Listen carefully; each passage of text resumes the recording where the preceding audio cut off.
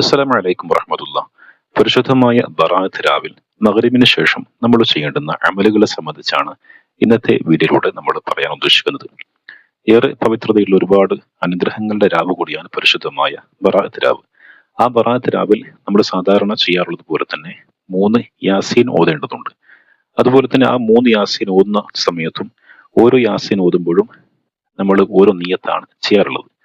അതായത് ഒന്നാമത്തെ യാസീൻ ഓതുന്നതിന് മുമ്പായിട്ട് നമ്മൾ കരുതേണ്ടത് ഈ യാസീൻ നമ്മുടെ ദീർഘായുസ്സിനും അതുപോലെ തന്നെ ആരോഗ്യത്തിനും വേണ്ടിയിട്ടുള്ളതാണ് എന്നുള്ളൊരു നിയത്തോടു കൂടിയാണ് ഒന്നാമത്തെ യാസീൻ ഓതേണ്ടത്. അതുപോലെ തന്നെ രണ്ടാമത്തെ യാസീൻ റിസ്ഖിൽ ബർക്കത്തിന് വേണ്ടിയിട്ടാണ്. റിസ്ക് എന്ന് പറഞ്ഞാൽ നമ്മുടെ ഭക്ഷണം, അതുപോലെ തന്നെ നമ്മുടെ മക്കള്, നമ്മുടെ സമ്പാദ്യങ്ങൾ തുടങ്ങിയിട്ടുള്ള കാര്യങ്ങളിലൊക്കെ ബർക്കത്തിന് വേണ്ടി എന്നുള്ള നിയത്തോടു കൂടിയാണ് രണ്ടാമത്തെ യാസീൻ പാരായണം ചെയ്യേണ്ടത്.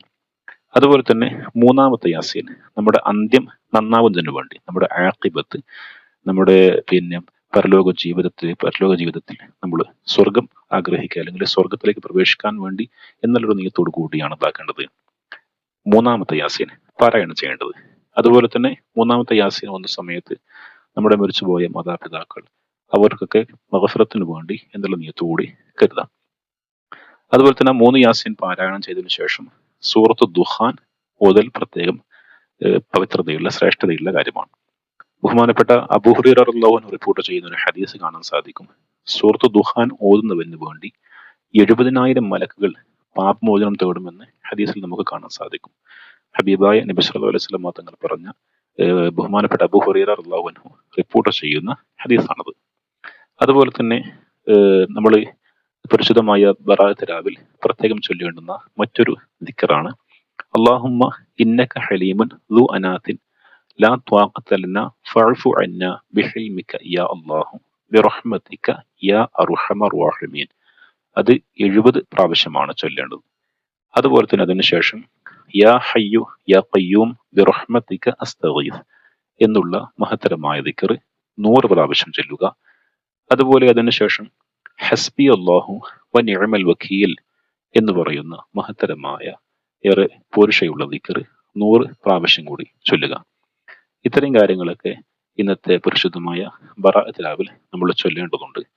ഇങ്ങനെയുള്ള ദിക്റും കാര്യങ്ങളൊക്കെ ചെയ്തതിനു ശേഷം നമ്മൾ പ്രത്യേകമായിട്ട് ദുആ ചെയ്യേണ്ട ഒരു ദുആ ആണ് ഡിസ്പ്ലേയിൽ കൊടുത്തിട്ടുള്ളത്. അൽഹംദുലില്ലാഹി റബ്ബിൽ ആലമീൻ اللهم صل وسلم وبارك على رسولك سيدنا محمد وعلى آله وصحبه وسلم اللهم هب لنا قلبا تقيا نقيا من الشرك بريا لا كافرا ولا شقيا اللهم أحينا حياة السعداء وأمتنا موت الشهداء واحشرنا في زمرة الأنبياء والأصفياء اللهم إن كنت كتبنا اسمي في ديوان السعداء فلك الحمد ولك الشكر وإن كنت كتبت اسمي في ديوان الأشقياء فامح عني اسم الشقاوة وأثبتني في ديوان السعداء فإنك قلت وقولك الحق يمحو الله ما يشاء ويثبت وعنده أم الكتاب يا ذا الجلال والإكرام ظهر اللاجئين وجار المستجيرين وأمان الخائفين برحمتك يا أرحم الراحمين إلهي جودك دلني عليك وإحسانك قربني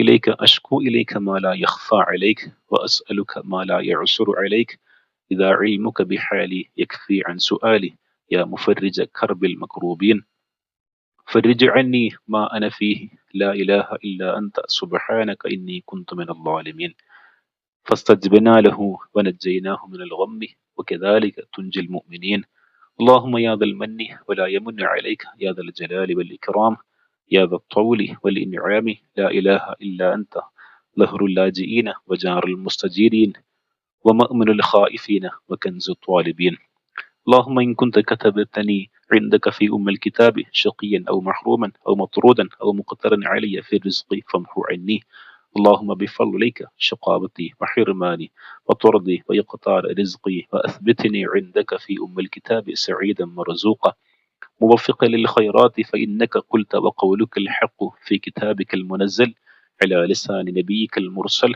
يمحو الله ما يشاء ويثبت وعنده أم الكتاب وأسألك اللهم بحق تجلي الأعلم في ليلة النصف من شهر شعبان المكرم التي يفرق فيها كل أمر حكيم ويبرم أن تكشف عني من البلاء ما أعلم وما لا أعلم فاغفر لي ما أنت به أعلم إنك أنت الأعز الأكرم آمين برحمتك يا أرحم الراحمين وصلى الله على سيدنا محمد النبي